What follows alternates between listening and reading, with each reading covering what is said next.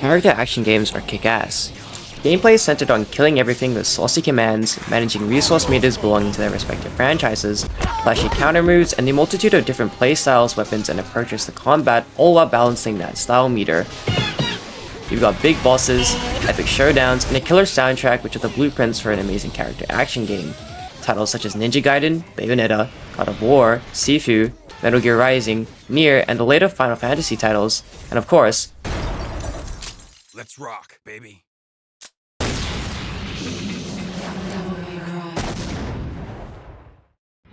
what was originally developed as a Resident Evil title for the PS2 soon outgrew its grounded survival horror gameplay style of its sibling, and eventually became a standalone IP for Capcom, which then went on to become a behemoth of a series spanning multiple games and adaptations.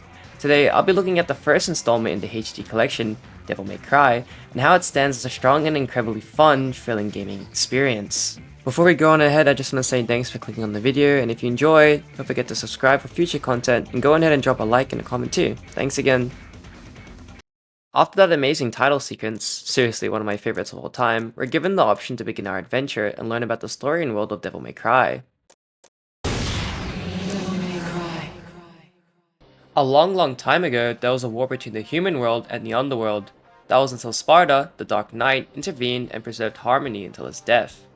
This exposition dump is followed by a really cool montage of Sparta hitting some hard poses.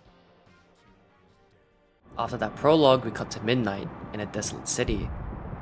And then what appears to be a white woman landing onto the fucking road. She stops in front of Dante's store. Devil May Cry, no way to put that reference in there. Oh. It's here we're introduced to our protagonist, Dante, and his business, the titular Devil May Cry. Again, no password. I can't seem to get any real business. Apparently, business is so booming that customers burst through the wall with their own motorcycles. Well, what do we have here? Nature calls? It's in the back. So, you must be the handyman who'll take any dirty job. Am I correct? Almost. I only take special jobs, if you know what I mean. The woman didn't really like that joke and then proceeds to whoop and electrocute Dante's ass.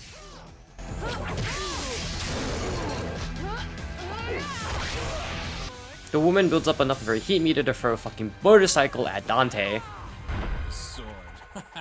Time to go to work, guys.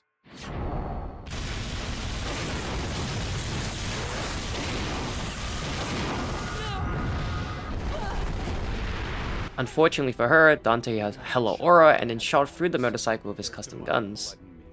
We later learn that the woman's name is Trish and that she needs Dante's help. Trish. I came here to seek your help.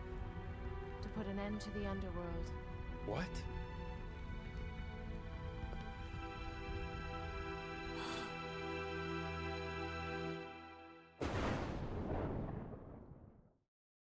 Turns out some evil dude that Dante's dad sealed away resurrected, and now that she needs Dante's help to kill him. The castle is above this cliff. Come on, let's go. Unfortunately, Dante hasn't learned high jump yet because he skipped Monster in Kingdom Hearts Final Mix, so he has to walk the long way.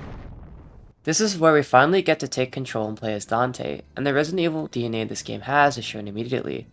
I instinctively used the right analog stick to use the camera, which only resulted in Dante hitting some taunts. Again, like Resident Evil, this game uses fixed camera angles, which can at times make the game a bit hard to navigate or do combat in, but I still think it does a good job and substitute for a fully controllable camera. However, unlike Resident Evil, which used pre-rendered backgrounds, the set pieces in Devil May Cry are fully rendered in 3D and interactable with, which allows for the verticality and in-depth exploration which is shown off to the max here. The comparisons don't stop at just the camera, but also in the soundtrack. Devil May Cry's soundtrack was also composed by Masami Ueda, who worked on the soundtrack for the original Resident Evil trilogy and even Bayonetta down the line. This level soundtrack is really chilling and really sells the haunted and mysterious vibe the castle has while you're exploring.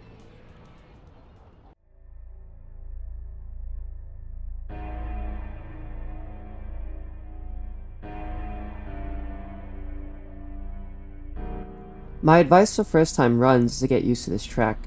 I spent a good chunk of my time here trying to figure out what in the devil may hell I was supposed to be doing. This area actually serves to teach the player how to do platforming and also how to unlock certain doors using the game's currency of red orbs. In this room is a locked door which threatens to diddle Dante with a ghost hand to death if he doesn't cop off enough of them red orbs. After about 15 minutes of fucking around, I just decided to look up a guide on YouTube. Getting enough red orbs, we're allowed to further explore into the castle.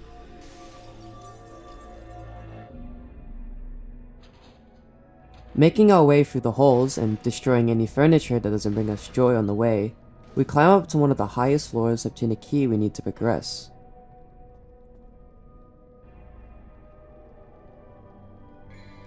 Resident Evil also told me that getting any key items where someone is definitely holding it means that this shit is absolutely rigged.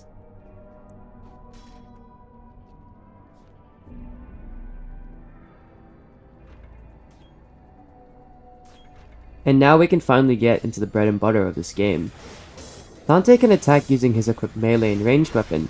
His sword, Force Edge, is most effective at close range and excels at slicing up whatever unfortunate entity gets in his way. When locking on, Dante can also dodge roll, which is crucial in avoiding attacks and repositioning when enemies begin to block attacks that you dish out. His guns, Ebony and Ivory, are lethal damage dealers at a distance, allowing you to create some breathing room while pulling up some pressure with some small chip damage. Another element to combat is the style meter in the top right, a staple in the franchise. The more hits you land in the combo consecutively without taking damage, the higher it will go.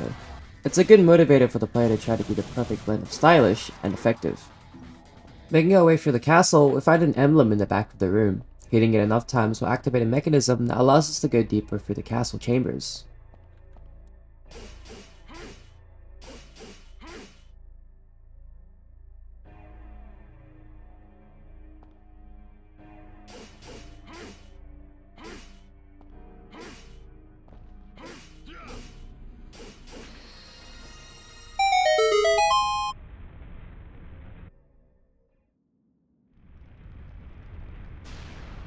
Continuing through the chamber of the castle, we slash our way through more enemies. Dante makes quick work of all the fodder, and we return to the room where we can later access a door that lets us finish the mission.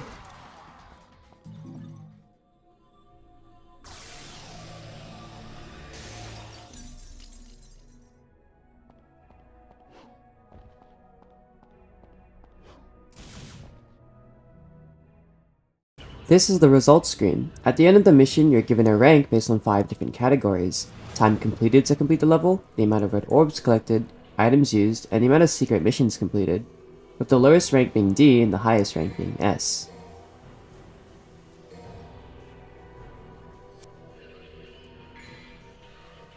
Making our way to the second mission, we get an opportunity to spend our red orbs at this structure called the Divinity Statue.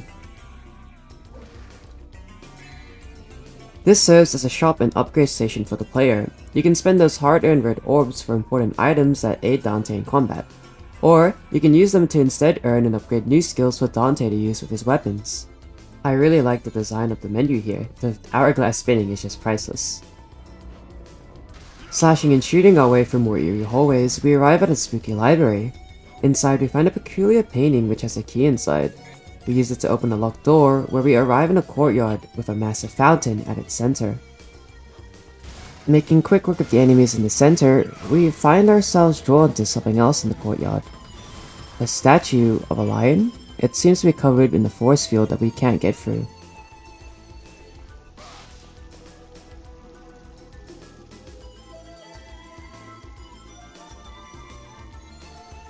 We take a slight detour to the upper level and utilize the flawless strategy of hitting everyone and everything with our sword until something eventually happens.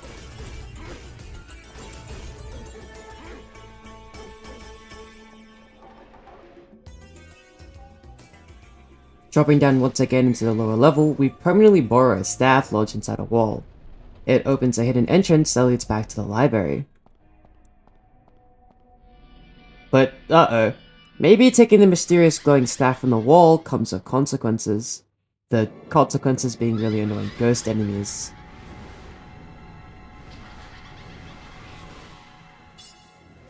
These fuckers are really irritating to fight. They can parry your attacks and only take damage from the weak spot on their small hitbox that is their stupid little faces. Your best bet here is to embrace your inner David Martinez and start mag dumping the shit out of your dual pistols.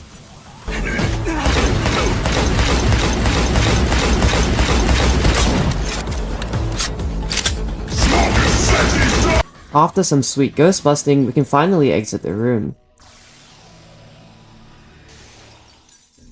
We get a classic Australian prank of putting a bunch of spiders in front of your mate's door. A little bit of foreshadowing for later. However, our attention is brought to the sword inside the statue that Dante just can't resist grabbing.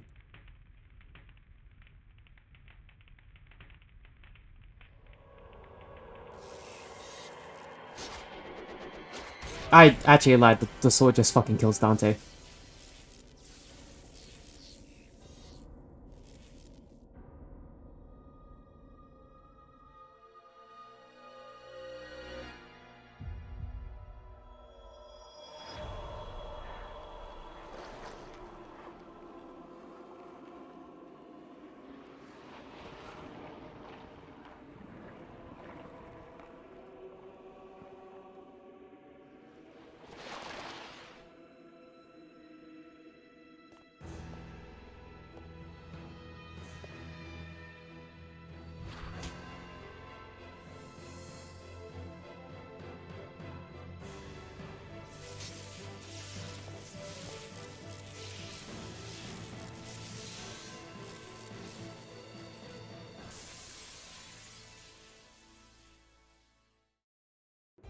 Hey guys, thank you so much for making it to the end of the video. This was sort of my first attempt or a bit of a practice on creating content, especially for video games.